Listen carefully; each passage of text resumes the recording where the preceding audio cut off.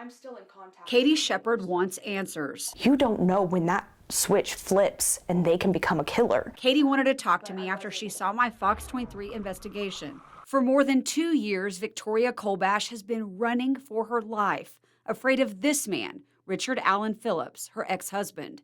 She told me all about it in a Zoom call last month. So yeah, I fear him, definitely. I also fear if he gets out, he'll find me. Richard's in jail for kidnapping her last year. I have no doubt he'll come and kill me. Victoria says at first the Navy veteran charmed her. She thought he was a real catch until after they got married in 2022. He's really good at conniving people and convincing people. Victoria says she was afraid of Richard, so she filed a protective order against him. But that didn't stop him. She says he kidnapped her and held her against her will, not once, but twice. Did you fear for your life? Oh, absolutely. He put a gun to the back of my head. The Eufaula Police Department put out this announcement to look out for Richard. They believed he was armed and dangerous. Victoria fled out of state to hide, but it didn't take long for Richard to find her in Rosebud, Missouri. Police arrested Richard right across the street from Victoria. He had a sawed-off shotgun and a box of ammunition. He was very bold. I truly feel he had planned on killing me in Missouri and fleeing the country. Several years before Richard met Victoria, Katie says he was in a serious relationship with her mom, Pamela Hall. Richard and Pamela weren't married, but they were living together. And for about 6 months, Katie lived with them. She was just a teenager at the time. When they got together, were you okay with it at first? Yeah, I had this image in my head that he was just a really good man, hardworking. How did your mom meet Richard? They actually grew up together in Liberty Mounds, Oklahoma. They went to school for a very long time, and years had passed. They reconnected, just kind of hit it back off and rekindled some old flame that they had. The fact that they'd known each other since they were kids, do you think that made her trust him more? Oh, definitely. And his experience in the Navy, in the military.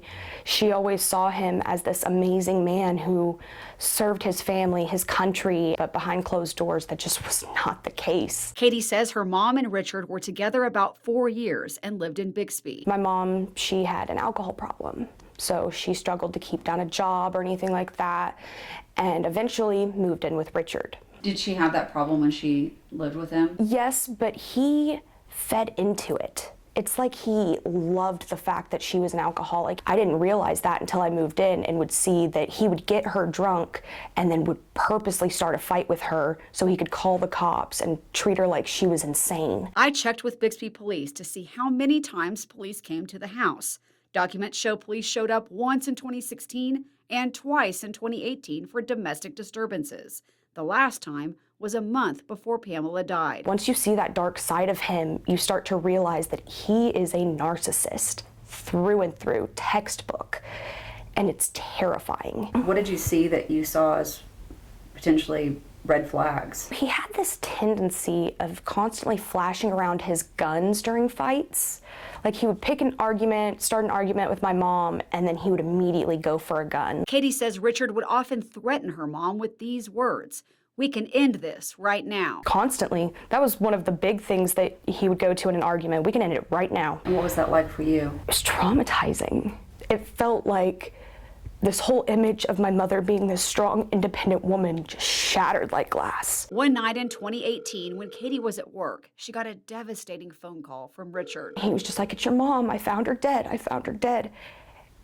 And I just remember dropping the phone, and I just fell to the ground, and I let out this blood-curdling scream. The medical team told Katie her mom had a heart attack. It looked like she died of a natural cause, a normal heart attack, but nobody thought it could have been insulin-induced. Was she diabetic? Yes. Katie says she's the one who always gave her mom insulin shots. You gave her insulin every single day? Mm-hmm. Okay. Multiple times a day, every day. And I had a very specific chart made with if her blood sugar is between this range and this range, give her this much. But because Katie knew she would have to go to work late that night, she says she asked Richard to give Pamela insulin this one time. I had everything properly set up for him so he knew exactly what to do. I taught him step by step how to measure it out, how to give her the shot. That night, Katie had one last conversation with her mom. My mom said that he had just given her the insulin and she was getting ready for bed. Told me she loved me, she was gonna make my favorite breakfast in the morning. She never spoke to her mom again. Katie blames Richard for her mom's death. What makes you think he killed her? It was the only night he had to give her insulin, and she has a heart attack. He called 911 at least 2 hours before he called me. So they had been there for a substantial amount of time before I was notified. The National Library of Medicine published this research that shows too much insulin or not enough insulin can increase the risk of heart attacks. That's one of the first things the doctors told me when they diagnosed her is you have to be careful about how much insulin you're giving her. It can cause a heart attack. So the night she died, did you go check the insulin? I walked into the kitchen and I noticed that on the counter where I left the chart, it wasn't there. So that's when I opened up the fridge and noticed it was gone. I said, hey, what happened to all this stuff? And he was like, oh yeah, my sister just went in and cleaned everything out so you wouldn't have to worry about it later on. Katie says she first got suspicious of Richard because of what happened after the funeral. Later that night, after the funeral, everybody, leaves the house, so it's just me and him, and he kisses me on the mouth, and he tries touching me.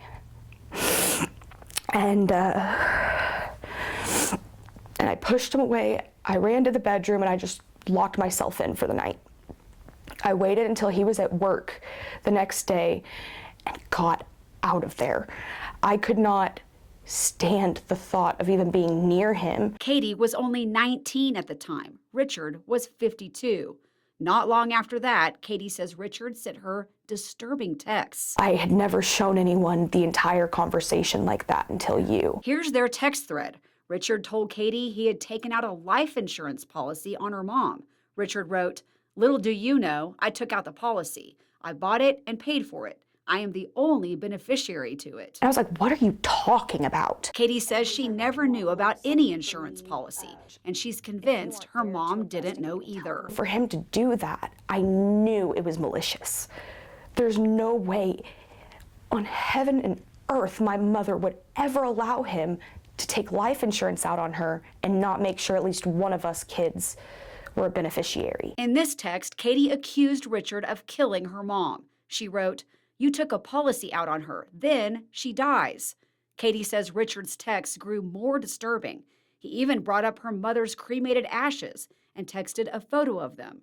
Richard said, I do have a large portion of her ashes. I have plenty, and $175,000 in the bank. That's when it all clicked.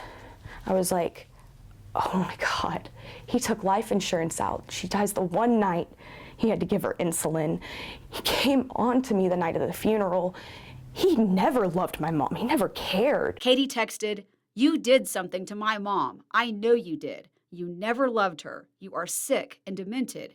You killed her, and I know you did. Did you confront him about it? As soon as he said he took life insurance out, I said, you killed her.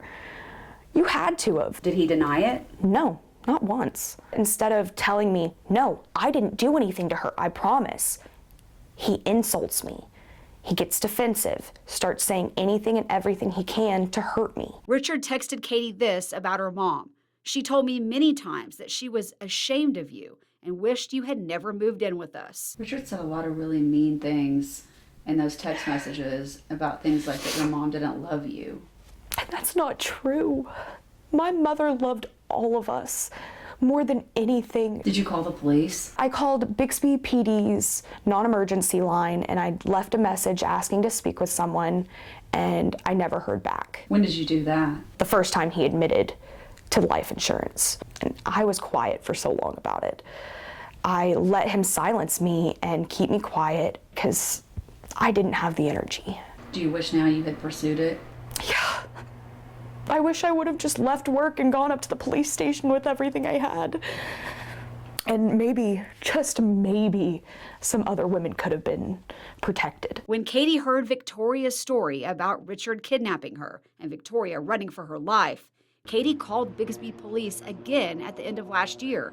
She asked police to open an investigation into her mom's death. She also called me. What made you want to talk now? Seeing Victoria and the pain she went through, and knowing that if I had just stood up and been louder sooner, she could have been prevented all of that. Bixby police told me they recently opened an investigation. Because Pamela was cremated, there was no autopsy. Did you consider an autopsy? No, I wish we would have. Police say as of now, no charges will be filed. However, if she or anyone else provides additional evidence in the future, we will review it accordingly and take appropriate action based on our findings. Victoria also thinks Richard had something to do with Pamela's death. I think it's very likely that Richard had his hand in it. Why would you take out $175,000 policy on your girlfriend, number one? Richard also took out this life insurance policy on Victoria. Did you know he had taken one out on you? No, absolutely not. I found the paperwork in the seats of my car. How did that make you feel? Scared, very scared. When I went in for the protective order, I took that paper with me. I said, look, he's not only trying to hurt me, he's got a life insurance policy, Richard has not been charged with any crime in connection to Pamela's death. Do you think there are more victims? I do. I found these charges in his past. In 2021, Richard was charged in Creek County for violating a protective order. That case was dismissed. The same year, Creek County charged him with domestic assault and battery by strangulation. It was also dismissed. In 2021, another previous wife filed a protective order against Richard. She wrote, "Richard has continued to stalk and harass me. He's threatened me with my life. I have no problem with taking a lie detector test, so long as I'm alive to do so." God only knows how many women could possibly be out there that he's affected. For what happened to Victoria, Richard pleaded guilty to the charges in Missouri: stalking, violating the protective order, and unlawful possession of an illegal weapon. The Missouri judge sentenced Richard to 1 year in jail, with credit for time already served, and 5 years of probation.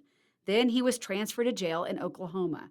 He faces charges in Pittsburgh County for domestic abuse and assault and battery with a dangerous weapon, and in McIntosh County for kidnapping and 2 gun-related charges. What do you think about the fact that Richard's behind bars? That's where he belongs. I mean, he can't hurt women if he is where he is. What do you think will happen if he gets out of jail? I'm mainly worried about Victoria's safety in this. He has made it very clear that he wants her head on a stick, and I just want her to be safe. I want her to not have to look over her shoulder everywhere she goes. I just want him to stay where he belongs, in jail.